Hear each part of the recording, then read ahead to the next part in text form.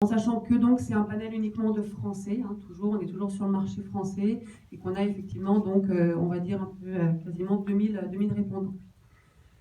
Donc,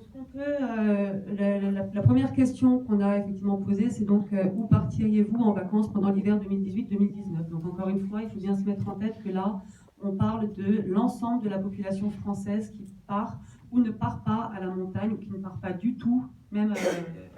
quelques destinations que ce soit. Donc là, on voit qu'il y a 22% des Français qui ne partent pas du tout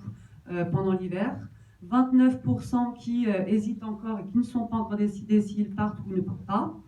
Et ensuite, il y a 50%, un peu plus de 50%, qui effectivement va partir en vacances pendant l'hiver, donc soit en famille ou en court séjour, ou en vacances ou en court séjour. On voit effectivement que notamment les 30% de ceux qui partent en vacances ou en court séjour sont, on va dire, bien évidemment, ceux qui ont le niveau de revenu le plus élevé du panel. Donc sur ces 30% qui ont décidé de partir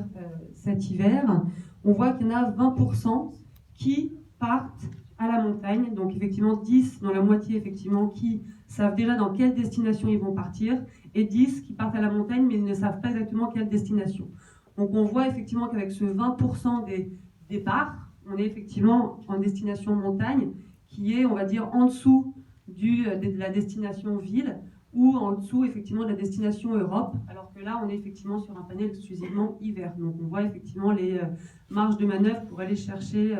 ceux qui ne sont pas encore décidés ou ceux qui partent ailleurs qu'en montagne. Donc si on fait si on extrapole et qu'on rétablit ça en millions de personnes, on voit qu'il y a environ 5 millions de personnes, 5 millions de Français qui vont partir à la montagne cet hiver.